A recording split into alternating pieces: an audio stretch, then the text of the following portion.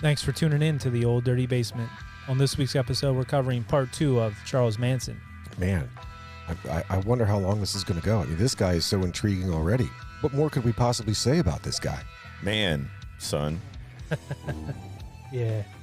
So we hope you're enjoying the podcast. Speaking of which, if you are, leave that 5-star rating on Spotify. On Apple, you can leave a written review. And sit back, relax, and enjoy part 2 of Charles Manson.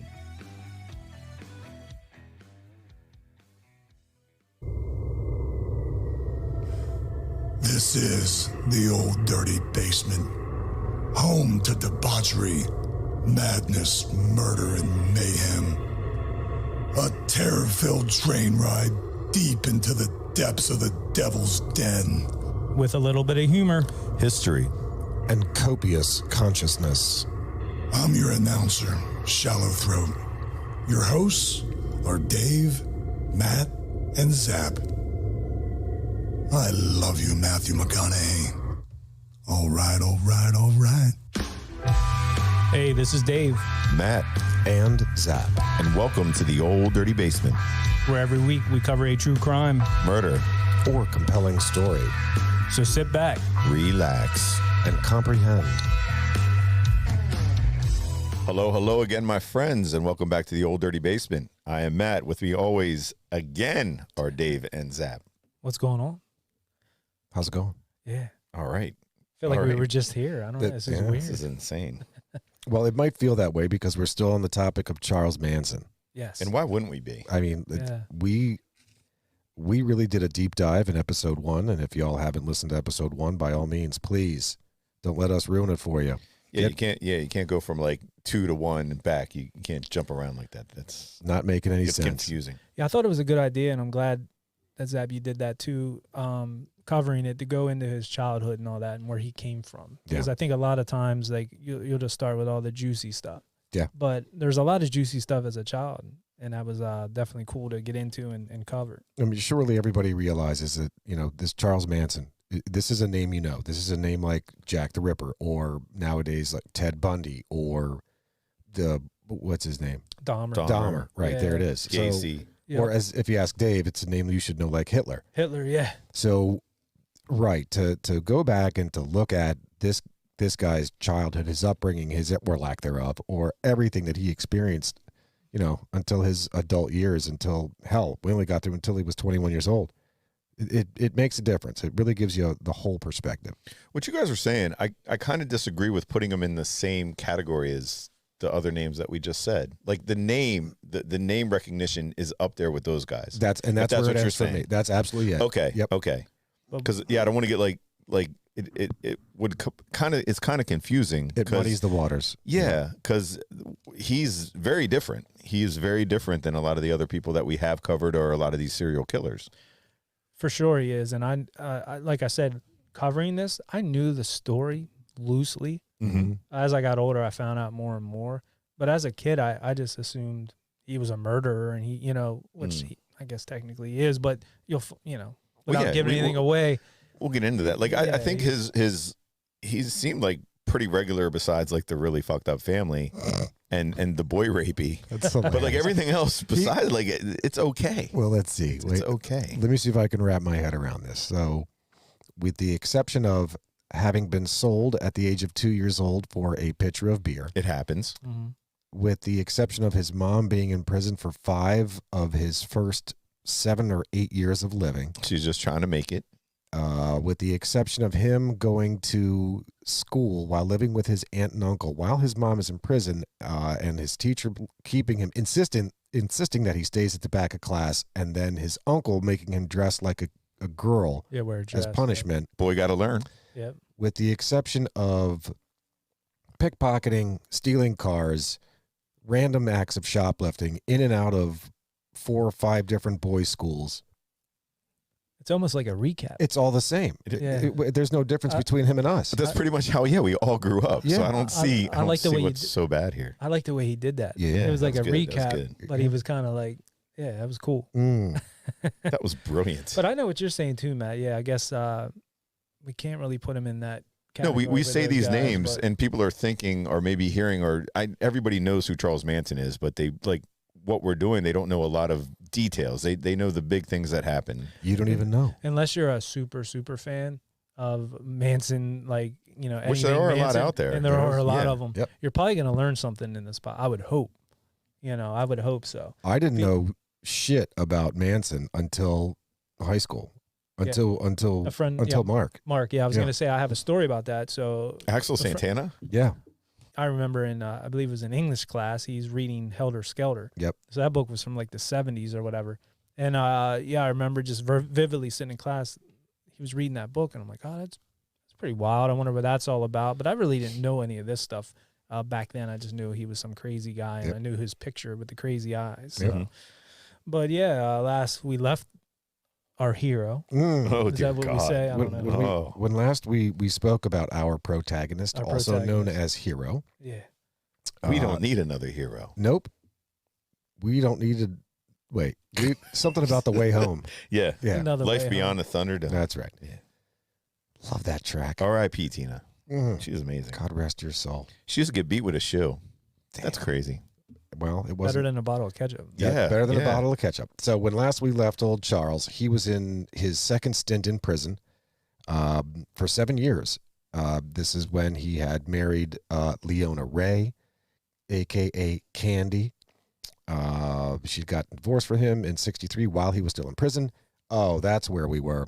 Yeah. He was learning the fine ancient art of hypnosis while in prison. All right. Well, all good things must come to an end. So upon Manson's release from prison in 1967, he moved to the San Francisco area, Berkeley specifically. Fun fact, Manson had actually requested to stay in prison. This is absolutely true story. He was getting released in 1967. He'd already spent more than half of his life in prison already, and it was all that he really knew. Yeah, I hear that a lot with like criminals, career criminals. When they get out, they can't cope with Yeah, regular life. And institutionalized. Right. Yeah. That was who was that? Institutionalized. Suicidal That is suicidal tendency. tendencies. Yeah. Yeah. It was also mentioned in The Shawshank Redemption. I just want a Pepsi.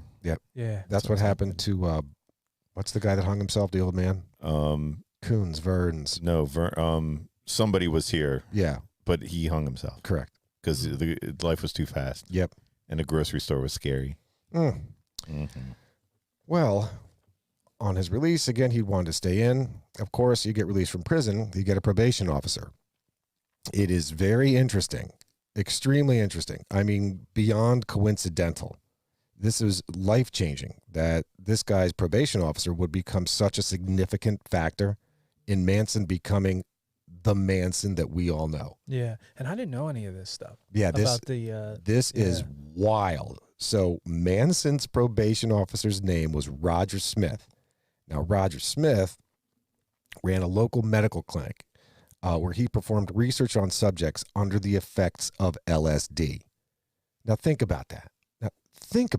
This guy is whatever, medical dude, medical profession, a doctor for all I know, scientist, clearly a researcher, and he's doing research. Oftentimes, stuff like this, by the way, this was done in conjunction with the government, with the United States government. MK Ultra or whatever. and all that. Absolutely, man. CIA was doing this stuff, all kinds of Everybody. crazy shit. So this guy, again, LSD and mind control, happens to pick up, not mind control, but mind warping. Again, LSD, the effects on the people. He happens to get this ex-prisoner or this guy on parole who was absolutely fascinated and in love with hypnosis.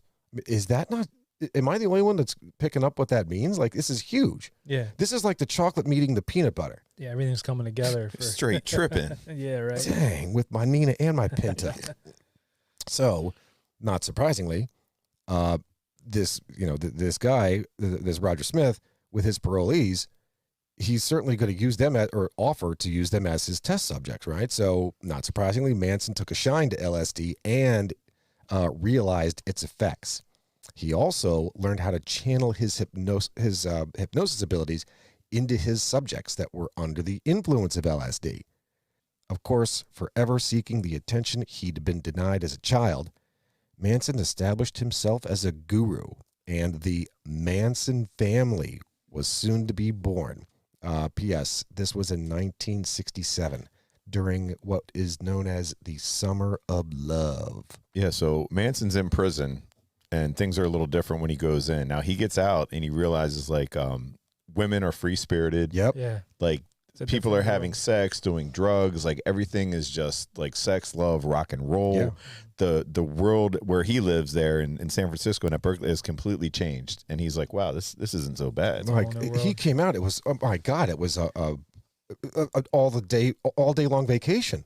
It was wonderful. Yeah. Matt, I didn't really piece that together. Like, what a difference in time 1960 versus 1967 was. Well, yeah, you're talking coming out of the 50s, so it's like the greaser type stuff. Like everybody's like, all American. Yeah, crew cuts. Like everything, and you're trying to date the cheerleader girl, stuff like that. And then you're going from that to these women that could care less what they're wearing, like wearing hardly anything, dancing free, just wanting to like make love, do all this like cool shit. No bras.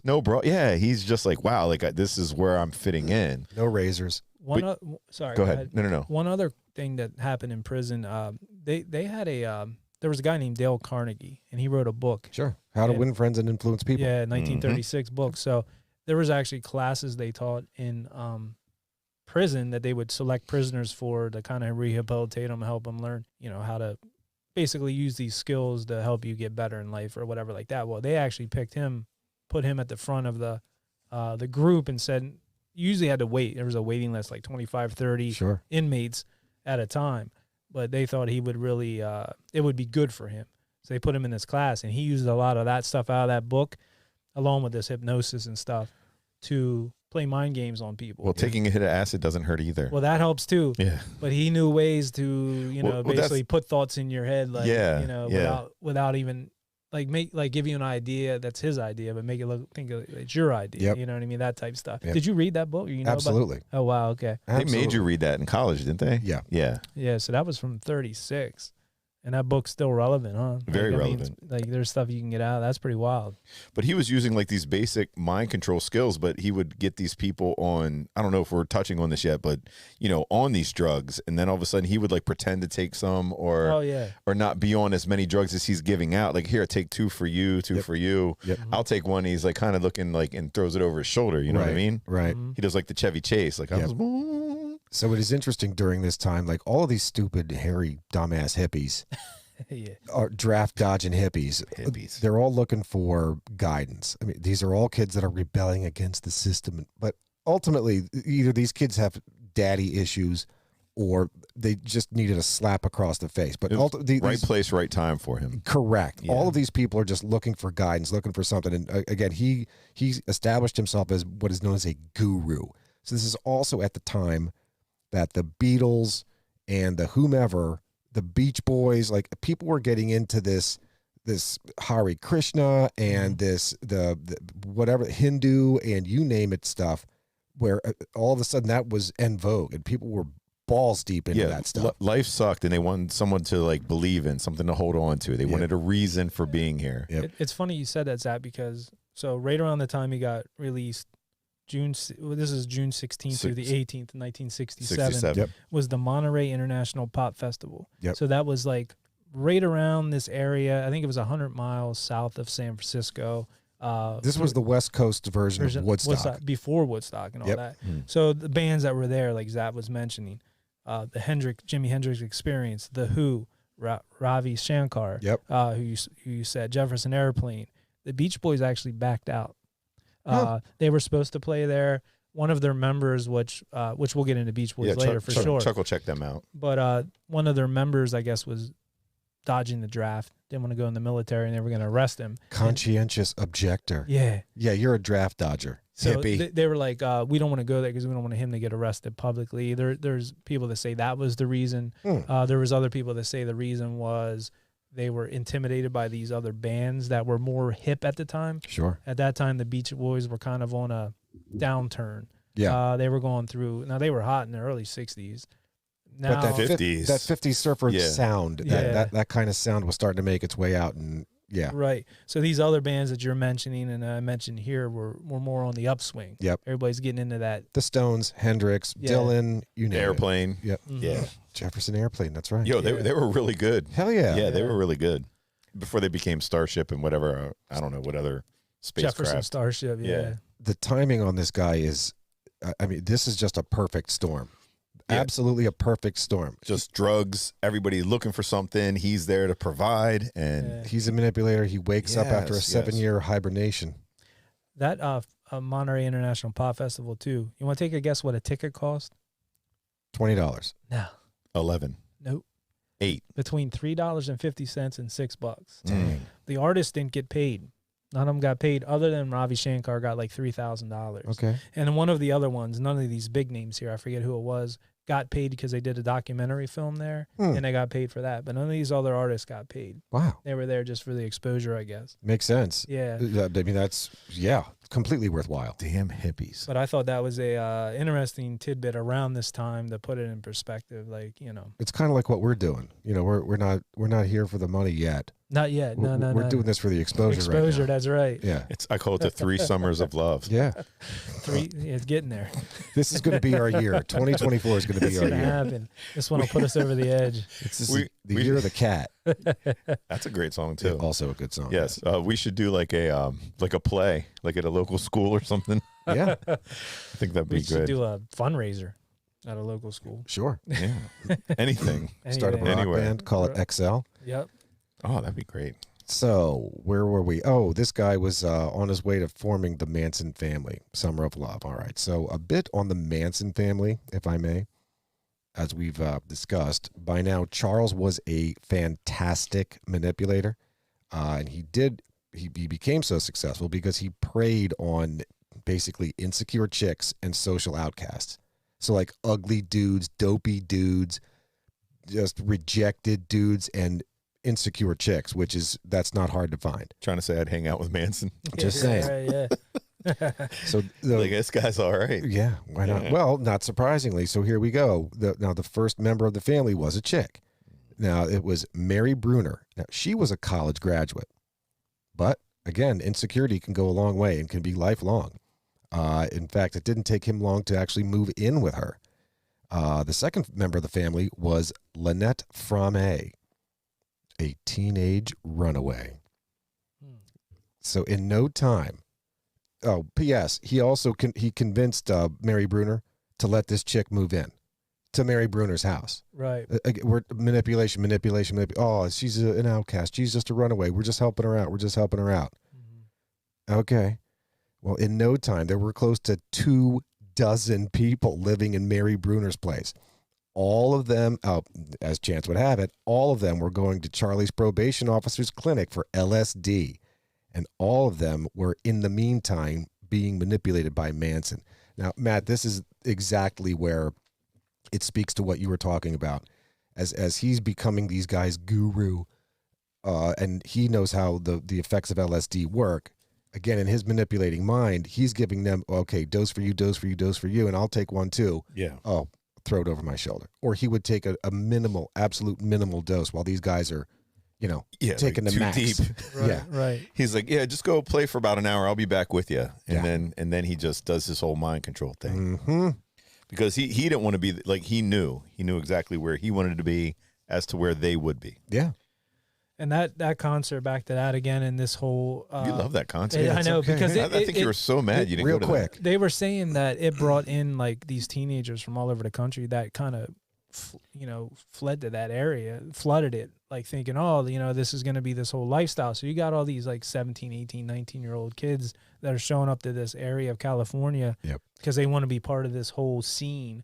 And he was able to go and capitalize on that. Sure. Because they're showing up knowing nobody. And you can see it in their eyes. Like, he just like the Guns N' Roses, like, welcome to the jungle. You know what I mean? You see them step off the bus. Yep. And it's just like, where the hell am I at? So that kind of pushed all this into motion. Now you got this influx of kids that are very vulnerable. This was their mecca. And he's 30-some years old now, 33. Yeah, so yeah. he's been around. He's been in prison. Like, he's played the game. He knows how to talk to people, how to get people to do what you want, what they're looking for, especially with these young kids. Yeah. And you say that, like, I've been to I've been to festivals and things like that, and it's like goddamn hippie. Goddamn hippie. I have been to some hippie fests, Sure, with people we all know, and even the one with Doc. That was a good time. In Santana, but it's you feel like you're part of something, right? And you don't, and it's very easy for those bands could tell you anything they wanted you to do on stage, and you would do it, and you probably would do it. Sure, just because it's that time of your life. You're young. You're in your 20s. Like the world is yours. You don't know anything, but the world is mine. There's nothing to regret or anything yet, and to have that kind of power over young people is insane. Sure, no guidance, no guidance, no regrets, no regrets. I'm gonna get that on my neck. Heck yeah. Well, by the end of that summer of love, the Manson family, again now about 24 people, had found themselves in a school bus, and they made their way to Topanga Canyon, just outside of Los Angeles. My one cousin, his wife actually grew up in a school bus, like in the same type, like same fashion. Stuff. Oh, cool! Absolute same fashion, but her parents were, what's the word? It's for lack of a better word, call it missionaries. Okay. Yeah. So they would travel around. Again, they couldn't care less at all about worldly possessions and stuff. They just wanted to, spread the word of God, stuff like that. So Amen. They sold whatever they had, converted a bus into a home, which is basically they turned a bus into an RV. Yeah, like the Partridge Family. And off they went. Correct. Yeah, like that. Just like that. So yeah, that's essentially what the Manson family did here. On tax day, April 15th, 1968. Mary Bruner, the first Manson family member, gave birth to her and Charles' child, Valentine Michael Manson. Do you think Manson was filing taxes back then? Probably not. Nah, probably not. No. Topanga Canyon, isn't that hot chick on Boy Meets World? That's what I was thinking of. That Topanga. Topanga, yeah. Is it Topanga? That's it. That's her name, Topanga. Yeah, Topanga. Okay. Yeah. I wonder where that name came. That's only the second time I've heard that. I mean, it's a canyon outside of L.A. Sounds like a porn name, Topanga Canyon. Topanga Canyon. You know what I mean? That's what it sounds like. It does, like throwing a hot dog down a hallway. I know, but Topanga, I don't wonder what she looks like today. I'm gonna have to look that up when I get home. Yeah, she was pretty. She was. She was very pretty. Now it is interesting, very interesting. So that happened on Valentine was born on April 15th, 1968. Not but a week or so earlier, on April 6th, 1968, since we were just talking about them, the Beach Boys' own Dennis Wilson picked up two female hitchhikers, Patricia Krenwinkel and Ella Jo Bailey, both of whom were members of the Manson family. Is that how they met? Were they hitchhiking, or did Charles No, they were set them up? No, somehow? they were just hitchhiking. Completely random. It was dumb luck. Yeah.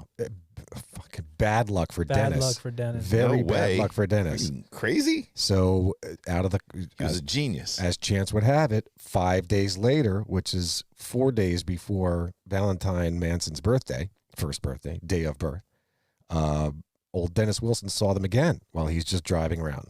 Now this time, instead of just picking them up and taking them to wherever their destination is, he took them to his home. Smart move. Yeah. I'm going to pick up two hitchhiking broads and bring them to my house. Oh, and what's worse, forget it. I'll just leave. You know what he told him? What's that? You want to come to my house for milk and cookies. That's what he told him. Well, that's some weird perverted That's not creepy. Yeah. No. Not at all. And he was the drummer for the Beach Boys. Yes, he was. Yes, he was. Mm-hmm. Yes, he was. The brother of Brian. Yes. One of the Wilson brothers. Indeed. And cousin to Mike Love. I didn't know they were cousins. Yeah. It was a family affair for sure. And uncle to Wilson Phillips. Any relation to Wilson Suede and Leather? Over at the mall. Over at the mall. Yeah. I think that's still open. I think the mall is being destroyed, but I think Wilson's Leather. They can't knock it down. Yeah, it's there. They can't. Permanently. You don't even know. But this is crazy though how you're saying like Dennis Wilson of the Beach Boys. That's the guy picks up two hitchhikers. But they were saying the Manson followers, the girls were actually they were pretty attractive. Like they weren't. Some of them. But I mean, for Dennis Wilson to be picking them up, they were pretty attractive. The three that they show later on. You could probably figure out what he was looking for. Yeah, yes, I can tell you, Krenwinkel not so much. Yes, Krenwinkel not so much. But that's how a lot of these girls he would get them. They'd be on the homely side, and he'd tell them how beautiful they are. Correct. Oh, you're so beautiful. Again, insecure chicks. The old school. and they would never hear that. Yep. Now, I'm sure it was a lot of, butterface action going on where maybe they were built or whatever, but maybe face wasn't that great or whatever. And he'd be like, oh, no, you're so beautiful, blah, blah, blah. And they'd fall for that.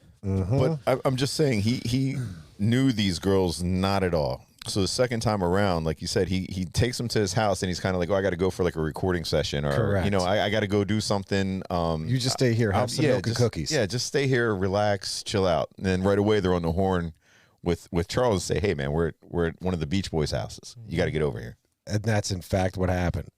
Dude goes to the recording session, and when he returns, he's greeted by Manson standing in his driveway while a dozen or so people were now in his house. Yeah, lights on. And See, that would be like, who's this bitch? yeah, no, Oh, hell no. Who's that bitch? Who's this bitch in my house? Get the hell out of here. right. What bike? But that's what I'm saying. How high on drugs was Dennis Wilson and just to be like, oh, this is kind of cool. Like, but I think he liked the way that Manson was just this regular little dude and he was manipulating all these women. Well, he came up to him and basically, hey, how you doing? Yeah, had and Dennis Wilson was, of all the Beach Boys, they said kind of like the most like, I don't want to say naive, but just out of it, kind of. Just kind of like everybody else around him kind of picked up a vibe right away about Charles Manson, but he did not. Right. He would see like Dennis talent. is gullible. Yeah, gullible. That's probably what I'm looking for. But he would see talent, or he would see something that they're like, what are you talking about? Well, they say it threw him off is the way that Manson controlled these girls. Be like, hey, take 2 more or take 3 more and go ahead and enjoy them. As we get through this, what I kind of get out of all this is that like that's the deciding factor for most of these men, at least in the story, is the access to the women. Yeah. Oh yeah. Oh hell yeah. Guys are pretty dumb. But pretty when it much just comes to women. Yeah. Well, it's not that hard for you to persuade us to do anything. That's right. Yes. Look, right. all of you, you're sitting on $1 million. Yeah, just enjoy it Make while you use got of it. So, yeah, Wilson comes home, dozen people in his house, Manson in the driveway. Manson and his family members ended up staying at Wilson's house for nearly 6 months. 6 months. Okay, into that. Where was the rest of the Beach Boys? Like nobody hangs out with their brother? No, not really. At this time, It's just a hiatus. I mean, they're all grown-ass men. yeah. Who was the main Wilson, the singer? Brian. Brian Wilson. He was a big time druggie too. Yeah, he was going through his shit. He He was on going the through shit. mental issues and stuff like that, and having depression and whatever he was going through at this time. So, I think at this time, like they weren't really bothering with each other as much, and they were on a downswing, like I said earlier, with that pop festival and all that. Yeah, they weren't So- as hip as they had been. No, so not but he's years earlier. he's looking for like something new and like trying to be relevant again. Looking You for know? love in all the wrong places. Right. Wookin' Panub. Looking for nub. They said he pulled up in a Ferrari too. I don't know if that's factual or not. I saw that. Yeah. I mean, in his red he's- Ferrari, like his he's hair Dennis blowing in Wilson. the wind. Convertible, actually. He's Dennis Wilson. He owns. He has the means. Ferrari, and then when he picked the girls up, it was in a Rolls Royce. Why not? Who knows? Who's to say? Who's I to would have say? gotten in the car if it was a Rolls Royce. I wasn't I'd there. be like, I'll jump in there. Well, mixing and mingling with varying friends and acquaintances of Wilson's, Manson was introduced to Terry Melcher, who was the producer for The Byrds. Now, remember that name, Terry Melcher. Yeah, he. Son of Mm. Doris Day. Oh, shit, I did read that. God Yeah, damn it. Yeah, yeah. indeed. Well, so 6 months. While there, for those 6 months, Manson wrote and recorded songs with Wilson, one of which was titled Never Learn Not to Love, was later re-recorded by the Beach Boys and released as a B-side to the single Bluebirds Over the Mountain. P.S. The songs Manson recorded have never been released. So he had recording sessions with, what's his name, Wilson, at Wilson's house, Yeah. but they're still in vault form someplace. Yeah, nobody had released them. Or anything Wasn't like that. wasn't Melcher part of some of those? Didn't he like come in for a while? Was with Wilson? That's later Or was that on. later on That's when he later was in the on. recording? Okay. Yeah. He really wanted nothing to do with. He tried to keep them at arm's length. Yeah, because he knew. That's what I'm saying. This Dennis Wilson is kind of the only one. Although I will say there was a story that Dennis Wilson would throw big parties. He was a partier. Yep. He was the one of the, and Neil Young was there at one time, hanging out. Yep. And Charlie's there, and he's singing and strumming his guitar, and Neil Young's like, this guy's talented. Pretty good. Yeah, he said He's his like- voice and his. He's like, yeah. he makes songs up like right on the fly, like when we're here, and he thought he was talented. And he thought he was. Dennis Wilson thought he was. But these record producers and these Terry producers, Milch is a record producer. these guys in the industry were like, I don't really know. This guy's a dime a dozen. Right. In their mind. There's a million of him out there. So in Charlie's mind, he's like, well, I'm an artist like Neil Young's an artist and Dennis Wilson. Right. And we know music and you don't. Yeah. So he just always thought it was like, they don't know what they're talking about. This is, as this is going on, I got to believe that this is Charles's way or biggest desire. Like, look, all I want to do is be famous. That's it. I want to be famous. I see guys like this. I want to meet them. I want to know them, and I want to do what they do so I can be just like them. Which led to ways, as we go on later on in his life, doing things to try to be famous, just for reasons of that alone. For sure. Well, so as the 6 months start to, like house guests start to smell like house guests are like bad fish. You just gotta get rid of them after a while. Fearful of Manson, Wilson actually left his own home to go stay at a place in Santa Monica. It was like a basement apartment, I think. Yeah. Not surprisingly, the Manson family remained until they were actually evicted from that house when the lease ran out, which I guess is why Wilson didn't give a shit. He didn't own the house. He was just renting it. Yeah, he was just paying a lease. So in the end, the Manson family ended up taking all of Wilson's possessions from that house and destroyed 2 of his luxury cars. So in that book that I did the audiobook of it on Manson, they threw out some numbers, and I don't know how accurate these are. One of them was that Dennis Wilson said that he thinks that over the time that they were there, they cost him over $100,000 in just basically, it was like that's not horrible. It was $7,000 in antibiotics for gonorrhea because the girls were spreading around so much of the gonorrhea, like sexually transmitted diseases, that they just were on call with the doctor's office. Like, send over another batch. When do you stop? With what? With what? The sex? I'm just saying, like, man, I just took the pills for this. Man, that gonorrhea. But just kept coming back. She's looking good, though. Yeah. Damn, baby. I turned around. They was doing the dirty dog. Here's another one that I thought was crazy. So Dennis Wilson, the record label that the Beach Boys owned, I guess, would cut checks for whatever bills they had. They controlled the money, and they would send the money. So he was away on tour for like a couple weeks or whatever, and they got a bill there for the dairy bill for like milk and whatever else. Sure. It was $800 for the week. God damn. They called. They're like, Dennis, what the hell? What are you doing with all this milk? Like, he's like, it's not me. I'm not even there. It's that family that I have living there. I have living there. So they knew something was up. Like, you got to get these people out of here. They're costing you money. They're costing us money. Yeah. And this is all like a group. Yeah, finally the brothers Kitty stepped or in. whatever, Yeah, money like, that what's going on, man? That they're bleeding money from. It's affecting the whole business. So I had read a similar number, Dave, to that $100,000. And in fact, it is in exchange for that $100,000 that Manson had given up his publishing rights to that song that he'd recorded. Basically, Dennis was, look, man, you're into me for like 6 figures. Tell you what, you and I recorded this song. We'll call it even. I'll keep the song, and you don't owe me shit. Yeah, it's a good deal, I guess, for him. I mean, I guess he did change some of the lyrics. Correct. That pissed him off. Sure. Yeah, because he was all about his lyrics and don't change it, and they did change it. So that was like a big deal for Manson. He was most pissed about that. Yeah, because they also wanted to put like a band in and involved instead of him just playing guitar, and he was like, no way, man. Instead of the Partridge Family, the Manson family. The Manson family, right? So they got kicked out of Wilson's house. Poor thing. I guess they were opportunists, though. Sure. They're doing what they need to do. These guys were scrubs. These guys were bums. I don't want no scrubs. Let's everyone be clear. These guys were bums. So having gotten kicked out of Dennis Wilson's house in August of 1968, the Manson family made their way to Spahn Ranch. A few of the family members were actually familiar with this place, having worked odd jobs there. Once a dairy farm and a location for random Western movies, Spahn Ranch became a place for locals to go horseback riding. Oh, yeah, it's cool. That's nice. Oh, well, not surprisingly, the Manson family made their way deep into Spahn Ranch as swiftly as they had with Dennis Wilson. Now, this was easy. Now, the owner, who was this 80-year-old and nearly blind dude named George Spahn, came to an agreement with Charles. Now, the Manson family members would tend to the chores around the ranch, and the women of Charles' family would tend to George's throbbing sexual needs. At 80. At 80. Hey, man. Never ends. In exchange, Charles and the Manson family could live there for free.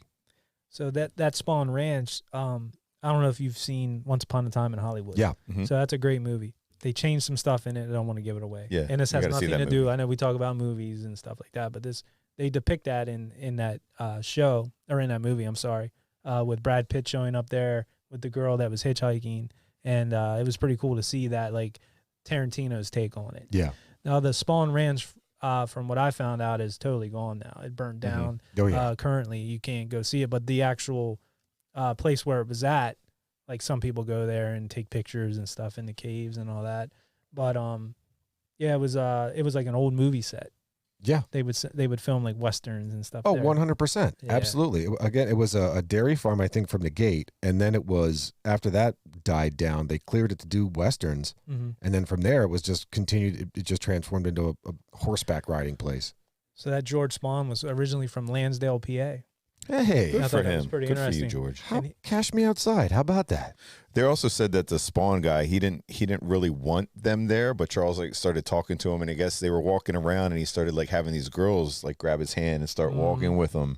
And then he's, like, touching on and putting their hand, and he's like, on his Johnson. Yes. No, but then then Manson was like, what can we do to persuade you? And he's like, well, and I guess Charles was like, well, there's a lot of ways of persuasion. Mm-hmm. He's like, how do you like? And he's like, well, I like this one. And he's like, go ahead. Her. Yeah, he's like, enjoy her. One other, And this dude's like, damn. And blind. and blind, yeah. Yeah.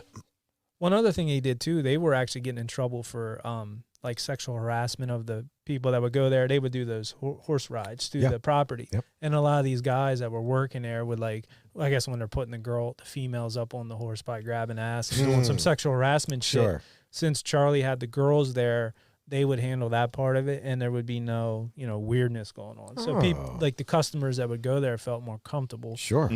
Versus these cowboys that were out there, like, trying to cop a feel and all that. So there was benefit for this Spawn. They cooked for him. They took care of it. Now, the house was a shithole. Sure. They depicted it in the movie, and I read about that. Like, they depicted it in the movie the same way: rodents everywhere, bugs, food sitting out. It's just nasty. But they didn't care. I mean, they were on drugs half the time. True. These are squatters. Yeah. Right. Right. These are bums. This is a group of bums.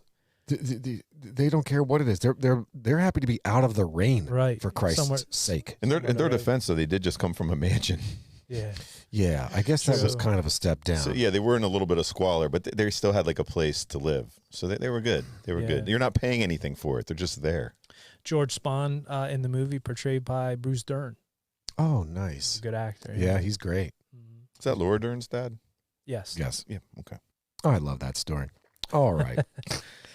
So Charles. Back to it. So everybody knows Charles Manson as a crazy guy. Well, here comes the crazy. So for the longest time, Manson believed that there was a forthcoming race war. Believing in it so deeply, he actually wanted to be ahead of the game when it came. So here was his plan.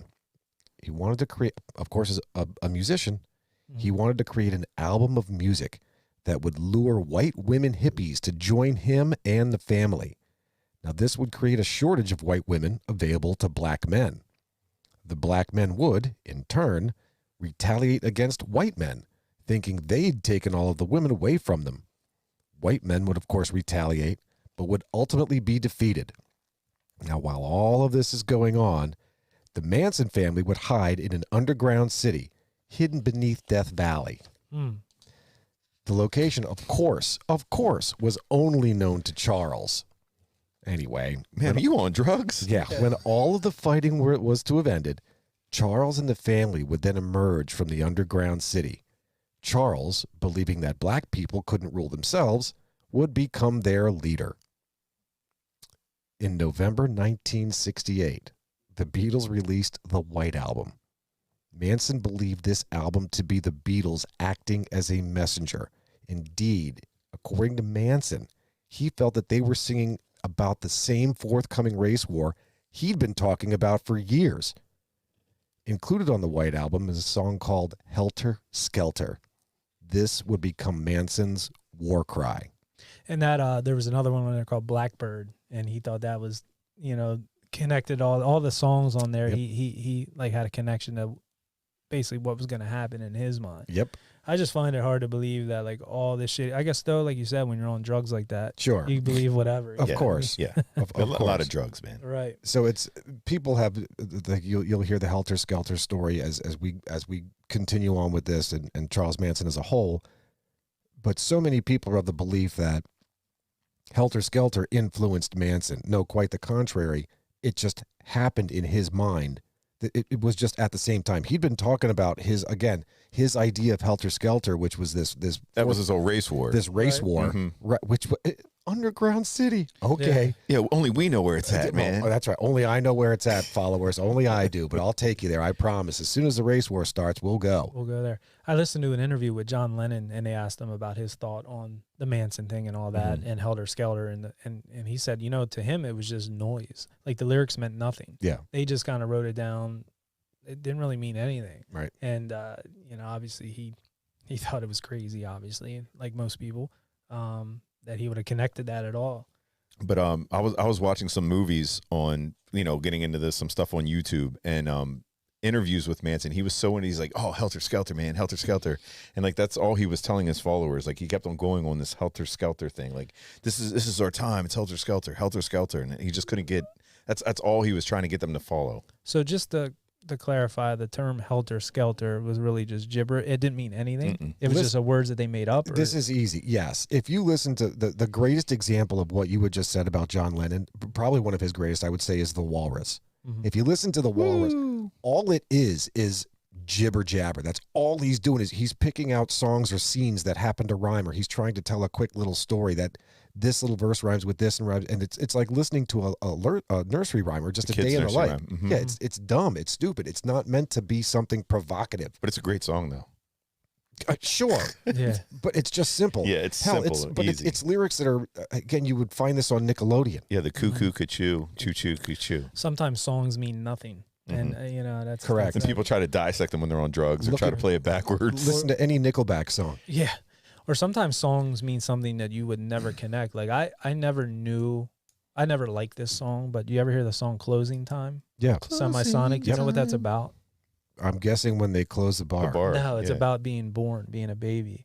And the mother talking about like, it's closing time, last call for alcohol because it's the last drink that she could have. And you got to listen to the lyrics next time. Actually, they always play that at the end of the night, usually at a you don't have to restaurant. Go home, but you can't stay here. Yeah, and he's talking about the kid. Like you got to get out of the womb. If you listen to look up like Semisonic closing time explanation, the lead singer actually on stage like blurted all that out at this is recently, maybe in a couple years ago. And it's a song that all those years you just think is about a bar closing at 2 a.m. And it's actually about a baby. So, but so you could see where with songs, like you can misinterpret what they're saying or whatever else. Funny that you said about songs. I was saying, Zap mentioned Nickelback. Oh. And they say like Pennsylvania, for some reason, has like a hatred for Nickelback.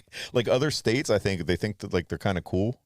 Really? But I was actually talking about what I'm going to dress for Halloween this year, and I was going to get one of them wigs. Canadians love them.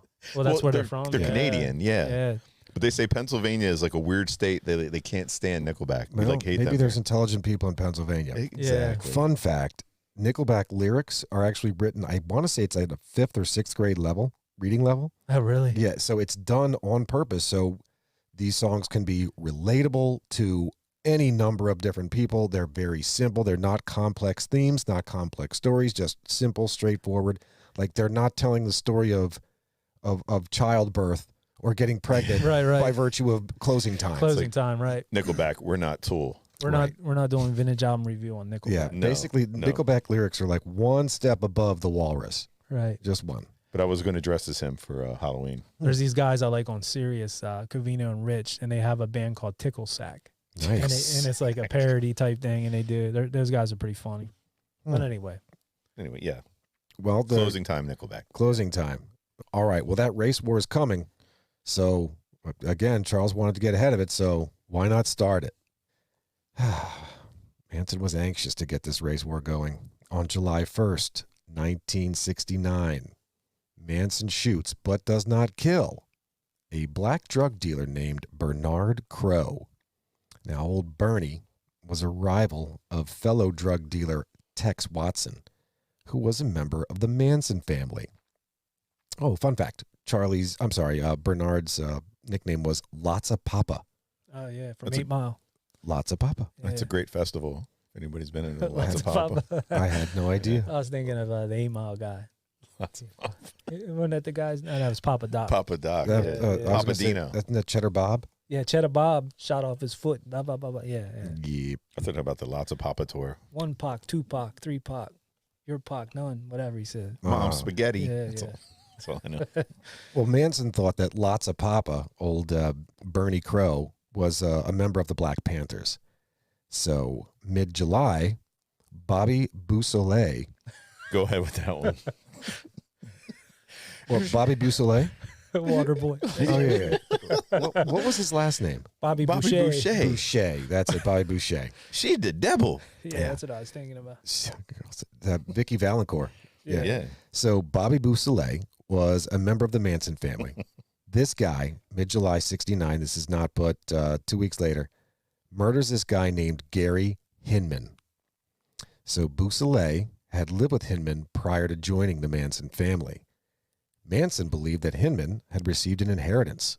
If I recall correctly, it was somewhere like $21,000. That's it. Yeah. So Beausoleil, Mary Bruner, and Susan Atkins, yet another member of the Manson family, went to Hinman's house, demanded the money, and got nothing. This guy's just simply, what money? Yeah, what are you talking about? I don't have money. I don't know what you're talking about. And I for damn sure, even if I did, I don't have 21 grand just sitting around. Yeah, they sat there for like hours, they said, like torturing this guy. Oh, yeah. Just like, I think it was days. Even. Yeah, just let him sit in a chair and just fucked with him. It was days. And so, after all of that, Charles arrived, slashed this guy's face and ear with a samurai sword, and then instructed Beausoleil to kill Hinman and make it look like a black man had done it.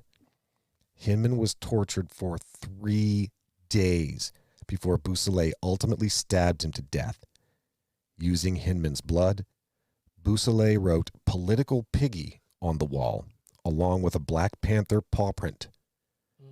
Not but a couple of weeks later, on August 6th, 1969, here it goes. Here comes the stupid. Beausoleil is arrested, having fallen asleep behind the wheel in a car belonging to Hinman. Even better, the murder weapon that he used on Hinman was found in one of the wheel wells of the car. That's not a good place to hide it. Come on. What do you say, Zap? If you're going to do one thing, don't. What is it? If you're going to commit a crime, commit one at a time. Yes.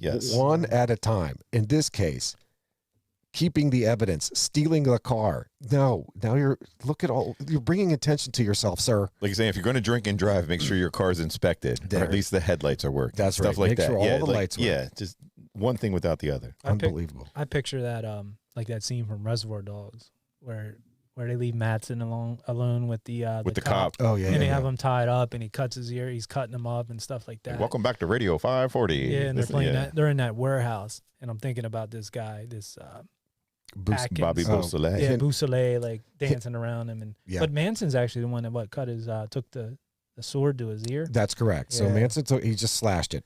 Well, yeah, he didn't cut anything off. He just cut him on like the cheek. That would be what, aggravated assault with a deadly weapon. Sure, that is not murder. But and so it was by Manson's direction that he directed Beausoleil to kill this guy. So Beausoleil killed him because Manson told him to. Correct.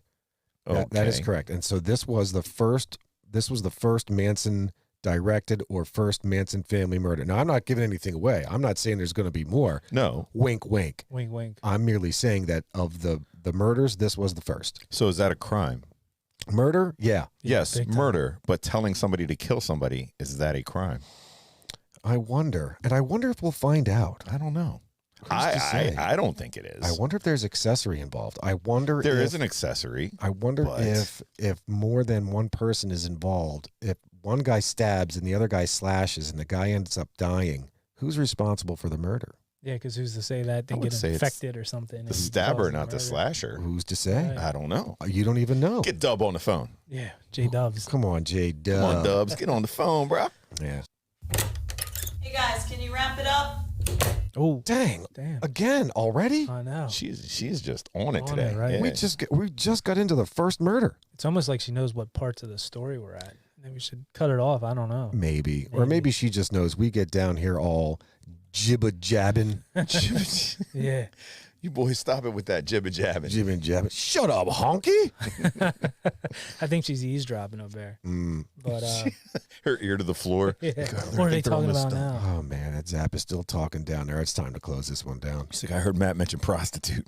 Yeah. What the hell's going on? There's no prostitute. There's a lot of prostitute talk. Yes. A lot of prostitutes. A lot of that talk. These girls were just giving it away. No, they weren't giving it. They were exchanging it.